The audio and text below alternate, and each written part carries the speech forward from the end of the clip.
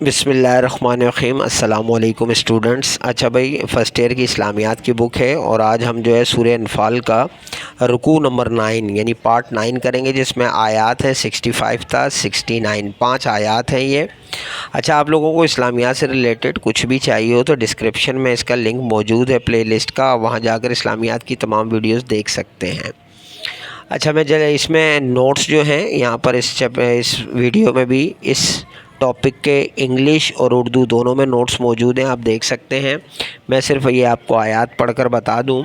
آیت نمبر 65 کا ترجمہ ہے: نبی صلی اللہ علیہ وسلم، مسلمانوں کو جہاد کی ترغیب دو۔ اگر تم میں 20 آدمی ثابت قدم رہنے والے ہوں گے تو 200 کافروں پر غالب رہیں گے، اور اگر 100 ایسے ہوں گے تو 1000 پر غالب رہیں گے، اس لیے کہ کافر ایسے لوگ ہیں کہ کچھ بھی سمجھ نہیں رکھتے۔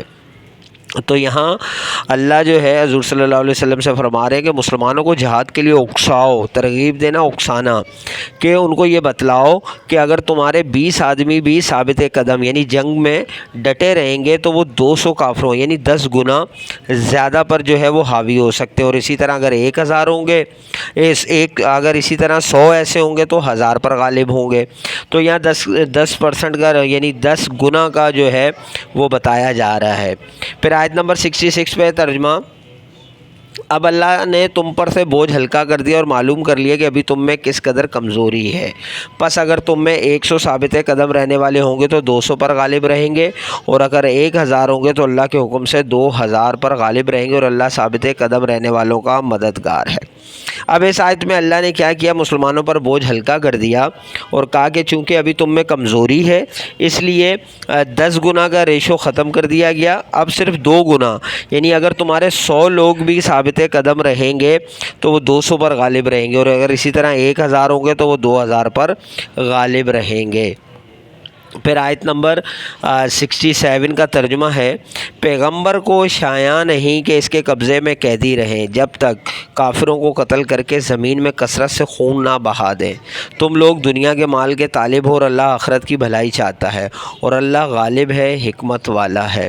تو آیت نمبر 67 میں جو ہے یہ بتایا جا رہا ہے کہ پیغمبر کو یہ زیب نہیں دیتا، یعنی یہاں پہ حضور صلی اللہ علیہ وسلم کو تھوڑی سی تنبیہ کی گئی تھی کہ آپ نے جو ہے قیدی قبضے میں رکھے ہوئے تھے اور آپ فدیہ دے کر ان کو چھوڑنا چاہ رہے تھے۔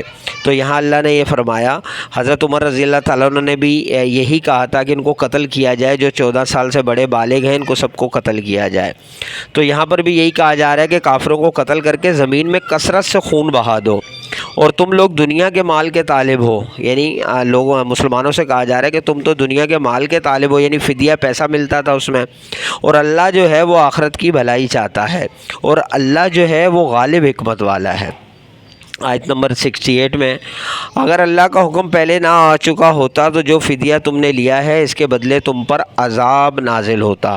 دیکھیں اس کے بعد دوسری آیت میں اس سے بھی زیادہ بڑا جو ہے وہ عذاب کی بات کی جا رہی ہے کہ اگر اللہ کا پہلے حکم نہ آ چکا ہوتا، کیونکہ اللہ نے ہی پہلے حکم دیا تھا کہ تم فدیہ لے لیا کرو، تو اسی لیے حضور صلی اللہ علیہ وسلم اس پر عمل کر رہے تھے۔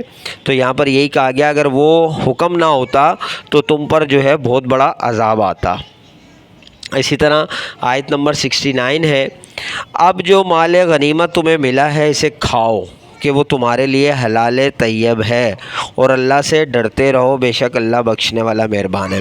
پھر اللہ نے یہاں پہ اس سے اگلی آیت میں نرمی کی اور یہ کہا کہ اب چونکہ تم مال غنیمت تو تم لے چکے ہو، تو جو ملا ہے اس کو کھا لو، یہ تمہارے لیے حلال ہے، اور اللہ سے ڈرتے رہو، بے شک اللہ بخشنے والا ہے، مہربان ہے۔ تو یہ اللہ کی بخشش اور مہربانی تھی کہ اللہ نے جو ہے ناراضگی کا اظہار کرنے کے بعد پھر اس مال کو کھانے کی اجازت دے دی۔